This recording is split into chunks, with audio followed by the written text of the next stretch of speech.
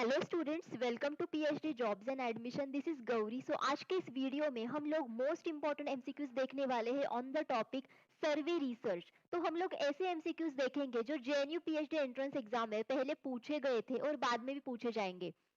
इस वीडियो को देखने के बाद आपकी सारी कॉन्सेप्ट्स इस टॉपिक के ऊपर क्लियर हो जाएगी और आपको एग्जाम में एमसीक्यू सॉल्व करने में भी बहुत फायदा हो जाएगा। Okay, so students, JNU PhD entrance exam 7 to 10 दिसंबर में है और इसके पूरे मार्क्स 100 है and it has two sections, paper 1 and paper 2। Paper 1 सभी के लिए कॉमन होता है and it is for research methodology, उसके लिए 50 मार्क्स है and paper 2 is for subject जिसके लिए 50 मार्क्स है। तो अगर आपको JNU PhD entrance exam qualify करना है तो आपको 50% मार्क्स लाने हैं।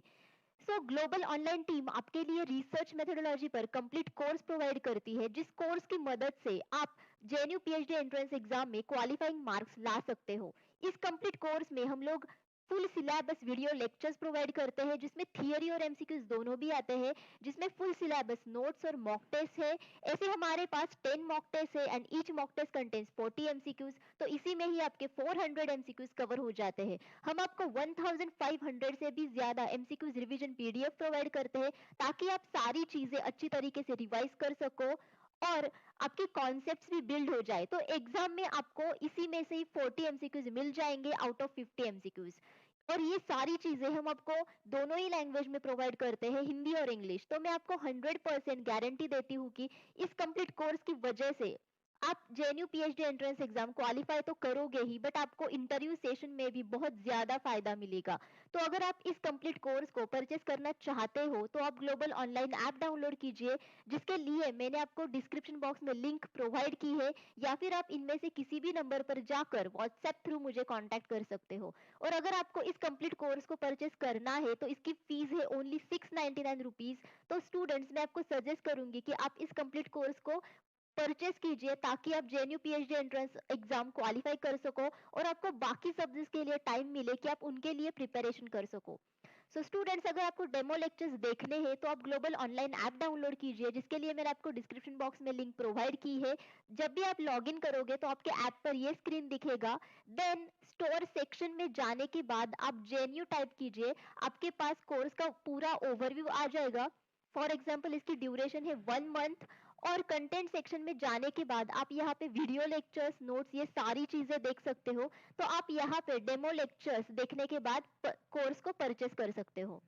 Now student, let us start with our today's lecture. तो यहाँ पे हमें दो स्टेटमेंट्स दिए हैं, स्टेटमेंट 1 एंड स्टेटमेंट 2, और हमें ये जानना है कि इनमें से कौन सा स्टेटमेंट करेक्ट है और कौन सा इनकरेक्ट है।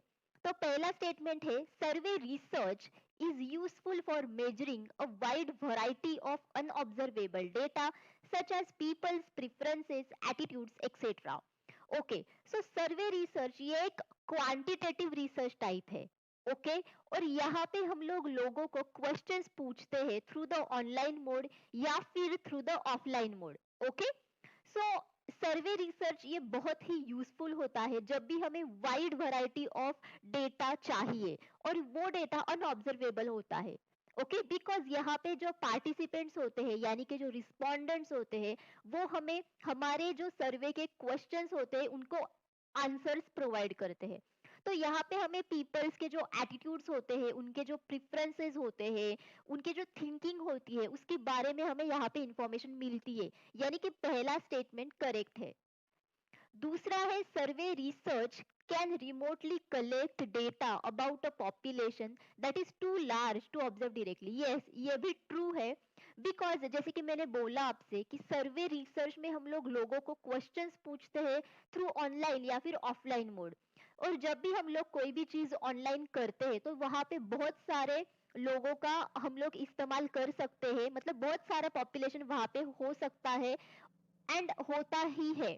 एंड दैट्स वाई अगर हमें बहुत सारे पॉपुलेशन की जरूरत हो, जहाँ पे हमें बहुत सारे डेटा चाहिए, तो हम सर्वे रिसर्च यूज कर सकते हैं and it can remotely collect data, okay, that we observe directly. So ये भी करेक्ट स्टेटमेंट है। इसका सही आंसर है फर्स्ट, बिकॉज यहाँ पे दोनों भी स्टेटमेंट्स करेक्ट है, स्टेटमेंट 1 एंड 2। अब यहाँ पे हमें पूछा है कि जब भी हम लोग सर्वे रिसर्च करते हैं तो उसमें हम लोग कौन कौन से स्टेप्स का इस्तेमाल करते हैं। जब भी हम लोग रिसर्च सर्वे करते हैं यानी कि सर्वे रिसर्च करते हैं तो उसमें पहले तो हम लोग सैम्पलिंग करते हैं, यानी कि जो भी कुछ सैंपल्स है वो सैंपल्स हम लोग देखते हैं और उसको हम लोग चूज करते हैं इन आर रिसर्च। फॉर एग्जाम्पल अगर हमें ऑनलाइन मोड से एप्लीकेशंस करने हैं, मतलब ऑनलाइन मोड से अगर हमें सर्वे रिसर्च करना है तो हम लोग कोई तो ऑनलाइन मोड का इस्तेमाल करेंगे, राइट। अगर हम लोग टेलीफोनिक सर्वेस का इस्तेमाल करना चाहेंगे तो that will be use. Then second is data collection. तो सैम्पलिंग करने के बाद हमें डेटा मिल जाएगा थ्रू द सर्वेज, बिकॉज हम पार्टिसिपेंट्स को क्वेश्चंस पूछेंगे और हमें उनके रिस्पॉन्सेज मिल जाएंगे। Third is data analysis. इस डेटा का हम लोग एनालिसिस करेंगे। And the last one is inference. Inference यानी कि गेस वर्क यानी कि हाइपोथेसिस। तो जो डेटा एनालिसिस हमने किया है उसके बाद हम उस डेटा का इन्फ्रेंस करेंगे कि क्या होगा हमारे रिसर्च सर्वे का, हमारे सर्वे रिसर्च का एग्जैक्टली सोल्यूशन।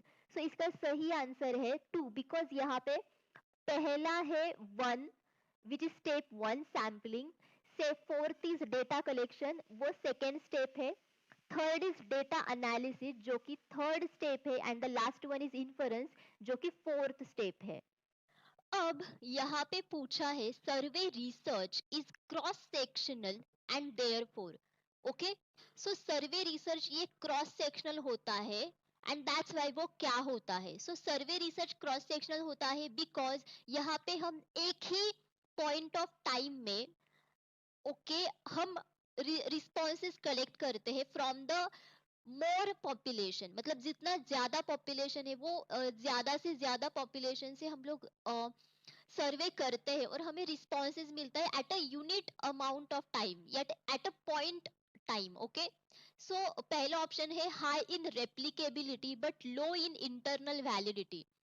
इसकी वजह से क्या होता है, सर्वे रिसर्च में एक हाई रेप्लिकेबिलिटी आती है, मतलब it has a kind of the replicability, और यहाँ पे इंटरनल वैलिडिटी बहुत ही लो आती है। ये इसका सही आंसर है। Second is high in internal validity but low in reliability, but यहाँ पे रिलायबिलिटी ज्यादा आती है, ओके, एंड इंटरनल वैलिडिटी कम आती है। ये एलिमिनेट हो गया। तीसरा है high in ecological validity but low in external validity.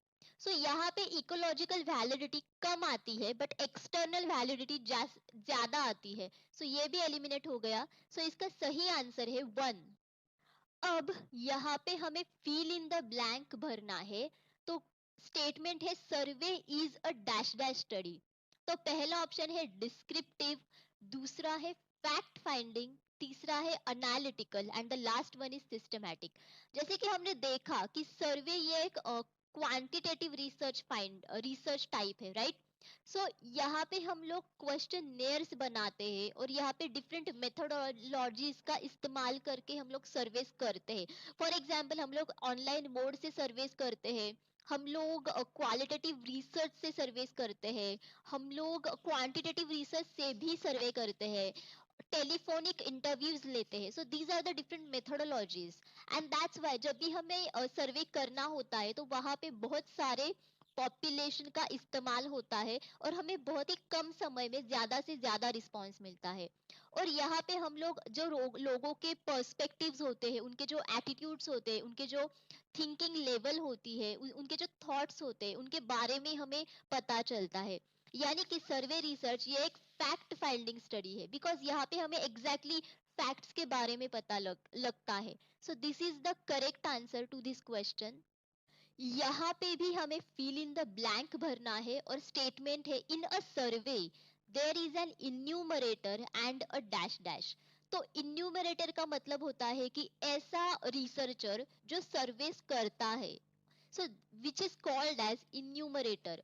और सर्वे में इन्यूमरेटर होता है और उसके बाद उसमें इधर गाइड होता है या फिर रिस्पोंडेंट, सुपरवाइजर, मैसेंजर। तो इसमें तो मैसेंजर नहीं आएगा, ये एलिमिनेट हो गया। गाइड भी नहीं आएगा बिकॉज यहाँ पे तो पहला इन्यूमरेटर लिखा है, ये भी एलिमिनेट हो गया। सुपरवाइजर भी एलिमिनेट हो गया बिकॉज इन्यूमरेटर तो पहले से ही है. सो अगर वहां पे सुपरवाइजर होगा so there is the no logic. So ये भी एलिमिनेट हो गया. So second is respondent. So in a survey there is an enumerator and a respondent. Respondent यानी कि पार्टिसिपेंट्स जो हमें रिस्पॉन्सेस प्रोवाइड करता है. So, questions in which only two alternatives are possible is called. So, ऐसे कौन से questions है जिसमें only two alternatives होते हैं. मतलब जब भी हम लोग answers करते हैं ऐसे questions में तो वहां पे दो दो ही answers होते हैं. So, ऐसे questions को क्या कहते हैं. पहला ऑप्शन है मल्टीपल चॉइस क्वेश्चंस. तो मल्टीपल चॉइस क्वेश्चंस में इधर वहां पे एक ही करेक्ट आंसर होता है. मतलब हमारे पास 4 पॉसिबल ऑल्टरनेटिव्स होते हैं और हमें एक ही आंसर वहां से पॉसिबली सिलेक्ट करना पड़ता है और हमें देना पड़ता है. सो यहाँ पे 4 ऑल्टरनेटिव्स होते हैं, not 2 alternatives. So this is eliminated. दूसरा है डाइकोटोमस क्वेश्चन. सो डाइकोटोमस क्वेश्चंस ये ऐसे क्वेश्चंस होते हैं जो हमें हमें सर्वेज में पूछे जाते हैं. सो यहाँ पे ओनली 2 ऑल्टरनेटिव्स होते हैं. फॉर एग्जाम्पल यहाँ पे हमें येस और नो ये ऑल्टरनेटिव होता है या फिर अग्री, डिसअग्री ऐसे ऑप्शंस होते हैं या फिर फेयर अनफेयर, ट्रू और false. These are the dichotomous questions जहाँ पे only two alternatives are possible. So this is the correct answer. Open ended questions को हम लोग मल्टीपल चॉइस क्वेश्चंस जैसे होते हैं वैसे हम लोग यहाँ पे आंसर्स नहीं कर सकते. मतलब नॉट थ्रू द यस और नो. ओके यहाँ पे हमें एग्जैक्टली डिस्क्रिप्टिव फॉर्मेट में आंसर्स देने होते हैं. So this is exactly opposite to the multiple choice questions और dichotomous questions. So this is eliminated. And the last one is structured questions. Structured questions many forms ले सकते हैं. For example यहाँ पे हमें मल्टीपल रिस्पॉन्सेज भी मिल सकते हैं. These are also numerical type of questions भी हो सकते हैं. यहाँ पे हमें स्केल्ड क्वेश्चंस भी यहाँ पे हम लोग पूछ सकते हैं. फॉर एग्जांपल जिसके आंसर्स हो सकते हैं कि from strongly agree to the strongly disagree. So through this scale भी हम लोग इसका आंसर दे सकते हैं. So this is also eliminated. So the correct answer to dichotomous question. The first purpose of survey is to dash. तो survey का जो फर्स्ट पर्पज होता है वो क्या होता है. सो पहला ऑप्शन है डिस्क्रिप्शन, दूसरा है इवैल्यूएशन, तीसरा है प्रेशन and the last one is provide information. So जब भी हम लोग सर्वे करते हैं तो उसमें पहला पर्पज यही होता है कि हमें ज्यादा से ज्यादा इंफॉर्मेशन मिले from the lot of population. So इसका सही आंसर है provide information because this is the first purpose of any survey research. Questionnaire का मेन प्रॉब्लम क्या होता है. सो पहला ऑप्शन है एक्सेसिबल टू डाइवर्स रिस्पोंडेंट. अगर हम बहुत सारे और डाइवर्स रिस्पोंडेंट एक्सेसिबल कर पाते हैं थ्रू द क्वेश्चनेयर तो ये इसका प्रॉब्लम नहीं हो सकता. It is the benefit of the questionnaire, right. So ये एलिमिनेट हो गया. दूसरा है ग्रेटर एनोनिमिटी. अगर किसी भी रिसर्च में अगर हमें एनोनिमिटी ज्यादा मिल जाए देन वो भी एक बेनिफिट है. बिकॉज एनोनिमिटी में हम लोग जो रिस्पोंडेंट्स होते हैं उनकी जो आइडेंटिटी होती है वो हमें पता नहीं होती है. और हमें जो रिसर्चर जो होता है वो रिस्पोंडेंट जो होते हैं और जो डेटा होता है उनको वो लोग लिंक नहीं करते. So this is called as anonymity. और अगर किसी भी रिसर्च में एनोनिमिटी है so it is the benefit of any research, right. So ये भी एलिमिनेट हो गया. And the third one is shows an inability of respondent to provide information. Yes, so this is the main problem of questionnaire because यहाँ पे कोई respondents ऐसे होते हैं जो हमें इंफॉर्मेशन देने में उनके पास इनएबिलिटी होती है. बिकॉज जब भी हम लोग रिसर्च करते हैं फॉर एग्जांपल सर्वे रिसर्च करते हैं तो कोई रिस्पोंडेंट्स ऐसे होते हैं कि जिनके पास कुछ डिवाइसेस अवेलेबल नहीं होते. फॉर एग्जांपल अगर वो ऑनलाइन मोड से हो and they don't have the devices for that तो वो हमें इंफॉर्मेशन प्रोवाइड ही नहीं कर पाएंगे, right. So this is the inability of the respondent to provide information and this is the main problem of questionnaire. So this is the correct answer. population census is an example of dash dash research. So population census कौन से research का example है? जैसे कि हमने पिछले कुछ video में देखा था, जो population census होता है ये एक डेटा कलेक्शन मेथड होता है, और यहाँ पे हम लोग each and every unit of जो होल पॉपुलेशन होता है उसके बारे में हम लोग स्टडी करते हैं, because each and every unit इसमें बहुत ही हमारे लिए इम्पोर्टेंट होता है. सो ऑप्शन है सर्वे, दूसरा है इम्पिरिकल, तीसरा है clinical, and the last one is diagnostic. जैसे कि हमें पता है क्लिनिकल रिसर्च में मोस्टली हम लोग क्लिनिकल स्टडीज करवाते हैं. फॉर एग्जांपल हम यहाँ पे केस स्टडीज करते हैं, तो यहाँ पे पूरे के पूरे जो यूनिट होता है उसके बारे में हम लोग ज्यादा से ज्यादा स्टडी करते हैं. But in the universe every unit का यहाँ पे हम लोग स्टडी नहीं करते. So this is eliminated. Last one is diagnostic. Diagnostic भी एलिमिनेट हो गया, बिकॉज यहाँ पे हम लोग एग्जैक्टली थोड़े ही पार्टिसिपेंट्स को यहाँ पे पार्टिसिपेट करते हैं और उन पर हम लोग एक्सपेरिमेंट्स करते हैं, right. So this is not the example of population census. And the second one is empirical, यानी कि एविडेंस बेस्ड रिसर्च. तो यहाँ पे तो मोस्टली ऑब्जर्वेशन बहुत इंपॉर्टेंट होता है. सो this is also eliminated. So survey research, जिसमें हम लोग ज्यादा से ज्यादा पॉपुलेशन का इस्तेमाल करते हैं और ज्यादा से ज्यादा पॉपुलेशन से हमें इंफॉर्मेशन मिलती है, and that's why survey research का पॉपुलेशन सेंसस ये एक एग्जांपल है. सर्वे मेथोडोलॉजीज के कौन से टाइप्स है? सो सर्वे मेथोडोलॉजीज के 4 to 5 टाइप्स है. तो उसमें तो पहला है ऑनलाइन सर्वेज. ऑनलाइन सर्वेज यानी कि जो हम वेब बेस्ड सर्वेज होते हैं. For example survey monkey. Second होता है फोन सर्वेज. फोन सर्वेज ये एक ऐसे सर्वेज होते हैं, फॉर एग्जांपल जो हम टेलीफोनिक इंटरव्यूज लेते हैं वो. थर्ड इज क्वालिटेटिव सर्वेज, यानी कि focus groups in depth interviews उसमें हम लोग लेते हैं qualitative surveys. And last is written surveys, जो हम ईमेल के थ्रू लेते हैं या फिर मेल के थ्रू लेते हैं.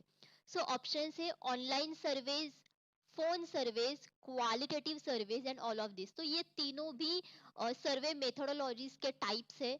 सो the fourth option is the correct answer. So students, thank you for watching this video. अगर आपको ये वीडियो अच्छा लगे then please hit the like button and stay tune for my next video.